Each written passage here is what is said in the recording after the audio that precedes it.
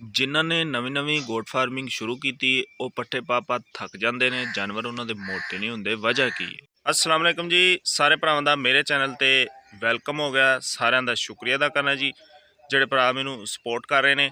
तो अज वाला व्लॉग भी बड़ा मज़े वाला है तो बड़ा फायदे वाला जे।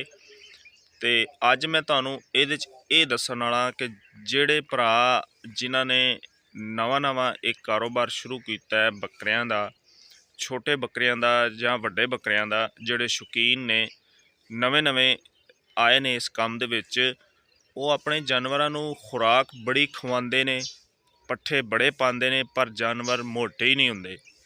उसकी वजह की, क्यों नहीं मोटे होंगे, ये अज मैं सारी गलबात तुहानूं दसांगा अज वाली वीडियो दे विच। शर्त है कि जिहड़े भरा मेरे चैनल ते वीडियो वेखदे ने ना, वो पूरी वीडियो वेख्या करन, उन्होंने पता लगेगा कि इस वीडियो दे विच है की। अच्छा जी, जिहड़े भरा नवें गोट फार्मिंग दे विच आए ने तो वो अपने जानवरों को बड़ी खुराक खवाते हैं, पर जानवर मोटा होने का नाम ही नहीं लेंदे।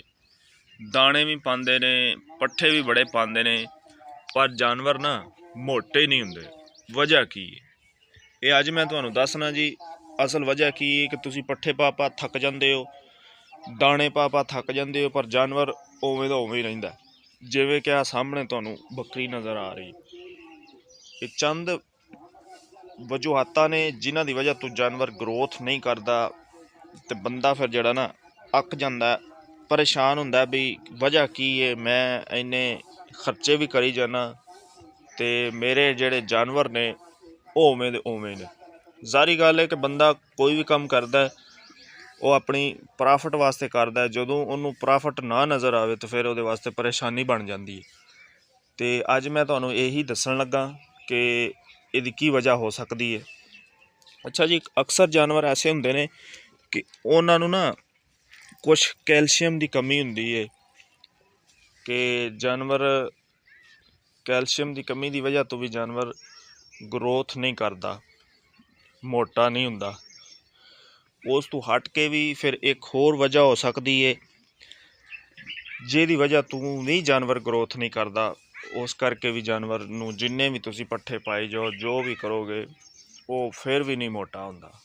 ते दूसरी वो गल ये कि एक तो जानवर नूं रिक मोक वगैरह ना लगी होवे, ठीक है, उसदी वजह करके भी जानवर कमज़ोर ही रहिंदा है, पर उन्होंने होश नहीं आउंदी, ठीक है।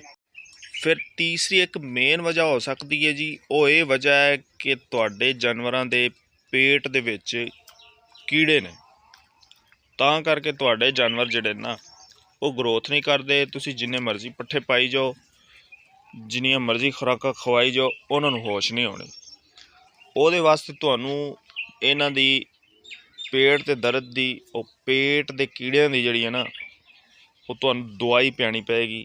वो तुसीं दवाई किसी अच्छे स्टोर तो कोलिक नाम की एक मिलती है, वो मैदे नूं भी दुरुस्त रखती है। पेट के कीड़ियां की होर होनी है, होर एक अच्छी, वह मैनू नाम नहीं याद आ रहा, एवं मैं तुहानूं कोई गलत दस दें। वो भी किसी अच्छे मैडिकल स्टोर तो पेट के कीड़ियां की एक हुंदी है लिक्विड दे विच, एक हुंदी है गोलियां नमा, ठीक है।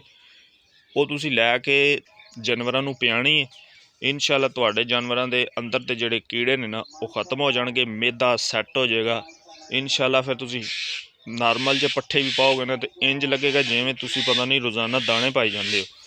तो यह वजह हो सकती जिहड़ी वजह करके तुहाडे जानवर कमज़ोर हुंदे ने, फिर मोटे नहीं हुंदे, तो तुसीं मेहनत कर थक जांदे हो। तो असल यही वजह है। तो मैं तुहानूं यही दसना चाहना कि तुसीं अपना इस तरह उहदी डिवर्मिंग करवाओ, इंशाअल्लाह तुहाडे जानवरां नूं बड़ा फायदा होएगा। बाकी गल जी, अज वाली मेरी वीडियो इत्थे खत्म हुंदी है। जिहड़ी मालूमात मेरे कोल है सी असल, वो मैं तुहाडे तक पहुँचाती है। इंशाअल्लाह फिर एक अच्छी वीडियो नाल तुहाडी खिदमत च हाज़र होवांगे जी। अल्लाह हाफिज़।